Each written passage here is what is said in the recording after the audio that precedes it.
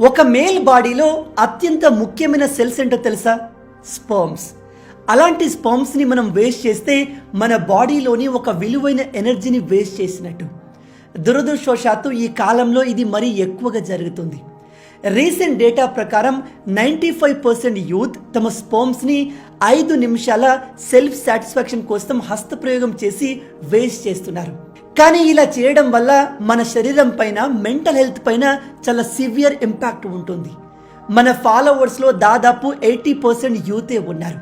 అందుకే ఈ టాపిక్ పైన వీడియో చేసి హస్తప్రయోగాన్ని మితిమీరి చేయడం వల్ల ఎటువంటి సైడ్ ఎఫెక్ట్స్ ఉంటాయి, అది మన జీవితాన్ని ఏ విధంగా ఇంపాక్ట్ చేస్తుంది అనే విషయాలు మీకు క్లియర్గా తెలియజేయాలనే ఉద్దేశంతో ఈ వీడియో చేస్తున్నాను.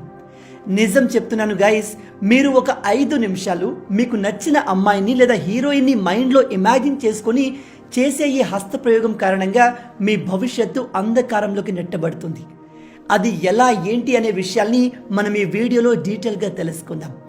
వీడియో చాలా ఇంట్రెస్టింగ్గా ఉండబోతుంది కాబట్టి ఏమాత్రం స్కిప్ చేయకుండా పూర్తిగా చూసి అన్ని విషయాలు తెలుసుకోండి.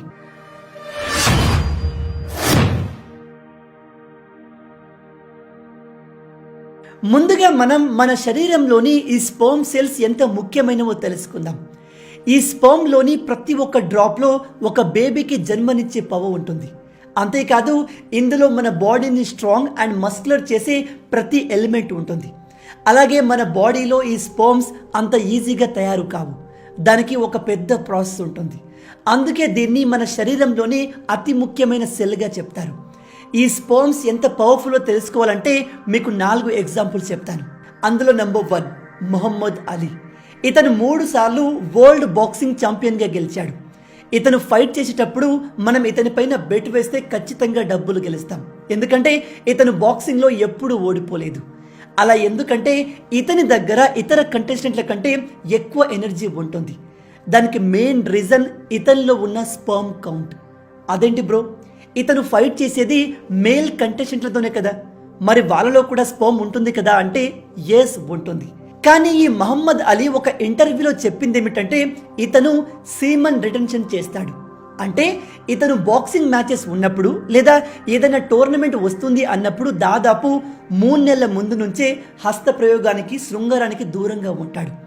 ఇలా చేయడం వల్ల ఇతను అనుకున్న దానికంటే బెటర్గా ప్రాక్టీస్ చేసి బాక్సింగ్ మ్యాచెస్కి ప్రిపేర్ అయ్యేవాడు. అంతేకాదు ఇతను చెప్పింది ఏమిటంటే సీమన్ రిటెన్షన్ వల్ల ఇతనిలో ఎనర్జీ కూడా పెరిగేది అని. Number 2 Nicola Tesla. ఈ పేరుని మీలో ప్రతి ఒక్కరూ వినే ఉంటారు. ఏసీ కరెంట్ని కనుగొన్నది ఇతనే. ఈ నికోలా టెస్లా తన జీవితంలో ఎక్కువ భాగం వర్జిన్ లాగానే ఉన్నాడు. అలా ఎందుకు అంటే ఇతని ప్రకారం సైంటిస్టులకు క్రియేటివిటీ, ఇమాజినేషన్ చాలా ఇంపార్టెంట్.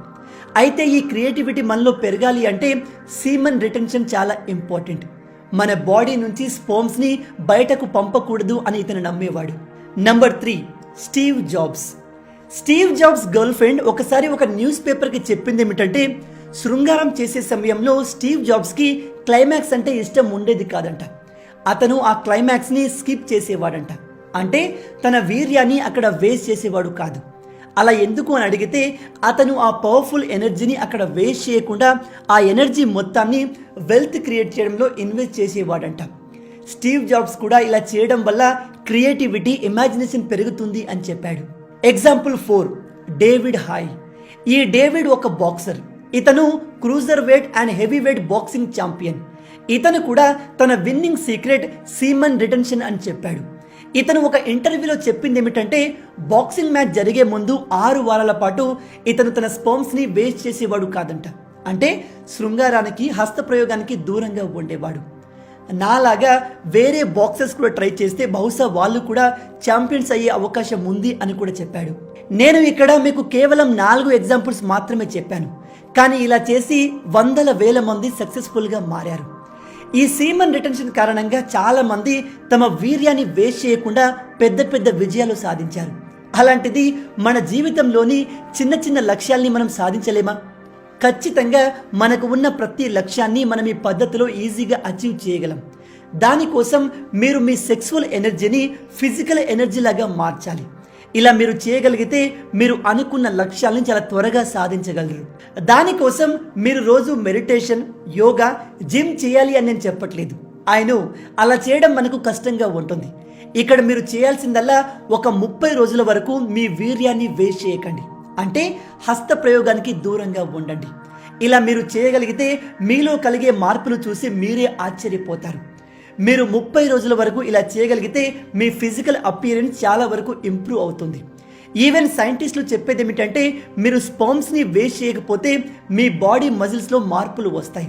మీ మజిల్స్ ఇంతకు ముందు కన్నా స్ట్రాంగ్గా అవుతాయి. ఈవెన్ మీ స్కిన్లో గ్లో పెరుగుతుంది. మీకు హెయిర్ ఫాల్, ఫేస్ పైన పింపుల్, డల్ స్కిన్ లాంటి ప్రాబ్లం ఉంటే అవన్నీ కూడా తగ్గిపోతాయి. మీ ఫేస్లో గ్లో పెరుగుతుంది. మీ కళ్ళలో బ్రైట్నెస్ పెరుగుతుంది. ఓవరాల్గా మీ అపియరెన్స్ బ్రైటన్ అవుతుంది. అలాంటప్పుడు మీరు ఎవరిని కలిసినా ఏ పని చేసినా చాలా ఈజీగా అందులో సక్సెస్ అవుతారు. మీరు నో ఫ్యాప్ చేయడం వల్ల చాలా త్వరగా మజిల్స్ని గెయిన్ చేస్తారు. ఒకవేళ మీరు జిమ్ చేసే వాళ్ళైతే మీ స్పర్మ్స్ని వేస్ట్ చేయడం ఆపేయండి. మీ మజిల్స్ ఎంత ఫాస్ట్గా గ్రో అవుతాయో మీరే గమనిస్తారు. అలాగే మీ బాడీలో ఎనర్జీ పెరిగి మీరు ఎక్కువసేపు అలసిపోకుండా ఉండగలరు. మీ ఎండ్యూరెన్స్ పెరుగుతుంది. కేవలం ఫిజికల్గా మాత్రమే కాదు, మెంటల్ హెల్త్లో కూడా చాలా ఇంప్రూవ్మెంట్ వస్తుంది. నాకు చాలామంది ఇన్స్టాగ్రామ్లో మెసేజ్ చేస్తూ ఉంటారు, బ్రదర్ నాలో కాన్ఫిడెన్స్ చాలా తక్కువగా ఉంది, నేను ఇతరుల ముందు కాన్ఫిడెన్స్గా మాట్లాడలేకపోతున్నాను, ఎస్పెషల్లీ అమ్మాయిల ముందైతే మాట్లాడుతుంటేనే మాటలు తడబడుతున్నాయని చెప్తూ ఉంటారు. ఇలాంటి ప్రాబ్లమ్స్ కూడా కంప్లీట్గా దూరం అవుతాయి.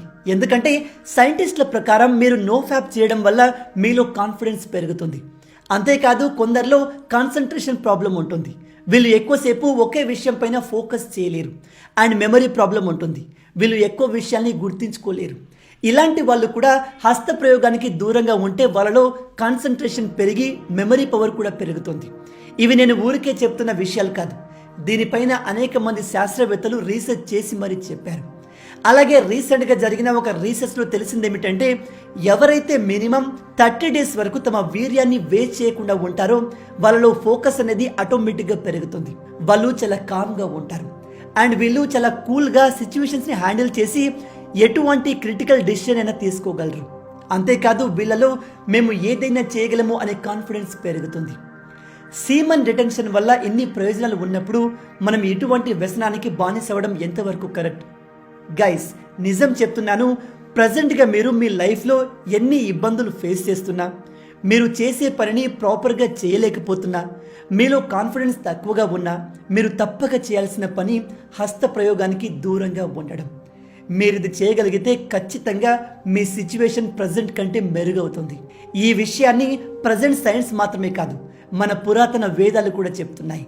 మన వేదాల ప్రకారం ఎవరైతే కామాన్ని కంట్రోల్ చేసుకుంటారో వాళ్ళు జీవితంలో దేన్నైనా సాధించగలరు. అందుకే ఇప్పటిదాకా మీ లైఫ్లో జరిగిందేదో జరిగిపోయింది. ఇకపై నుంచి ఈ విషయంలో సీరియస్గా ఉండండి. నేను మిమ్మల్ని కంప్లీట్గా దీనికి దూరంగా ఉండమని చెప్పట్లేదు, కాకపోతే కంట్రోల్లో ఉండండి. మీరు మితిమీరి హస్తప్రయోగం చేస్తే మీ శరీరం మాత్రమే కాదు, మెంటల్ హెల్త్ కూడా ఎఫెక్ట్ అవుతుంది. దాంతో మీరు జీవితంలో ఎంతో దూరం ట్రావెల్ చేయలేరు. జీవితంలో సక్సెస్ అవ్వాలి, అనుకున్నది సాధించాలంటే ఖచ్చితంగా ఈ హస్త ప్రయోగం అనే వ్యసనానికి దూరంగా ఉండండి. మళ్ళీ చెప్తున్నాను, ఈ వీడియోని నన్ను ఎక్కువగా ఫాలో అవుతున్న యూత్ని దృష్టిలో పెట్టుకుని మాత్రమే చేశాను. మీకు ఇందులో ఏదైనా తప్పు అనిపిస్తే పెద్ద మనసుతో క్షమించండి. ఈ వీడియో మీకు యూస్ఫుల్ అనిపిస్తే మీ ఫ్రెండ్స్ అందరితో షేర్ చేసుకోండి. మొత్తంగా ఇవి ఈ వీడియోకి సంబంధించిన పూర్తి విషయాలు. ఈ వీడియో మీకు నచ్చింది అనుకుంటున్నాను. నచ్చితే అలా ఊరికే చూసి వెళ్ళిపోకుండా వీడియోని లైక్ చేయండి. ఈ వీడియోకి నేను మీకు ఇచ్చే లైక్స్ టార్గెట్ 5000 లైక్స్. చాలా ఈజీ, సింపుల్గా చేసేయండి. మీరు కొట్టే లైక్స్కి కింద ఉన్న లైక్ బటన్ పగిలిపోవాలి. అలాగే ఇలాంటి మరిన్ని ఇంట్రెస్టింగ్ వీడియోస్ కోసం మన ఛానల్ని సబ్స్క్రైబ్ చేసి మమ్మల్ని సపోర్ట్ చేయొచ్చు కదా. ఇది మీకు కంప్లీట్లీ ఫ్రీ, కానీ మీరు చేసే ప్రతి ఒక్క లైక్ అండ్ సబ్స్క్రిప్షన్ మాకు మరిన్ని వీడియోస్ చేయడానికి ఒక మోటివేషన్లా ఉంటుంది. కాబట్టి లైక్ అండ్ సబ్స్క్రైబ్ చేయడం మర్చిపోవద్దు.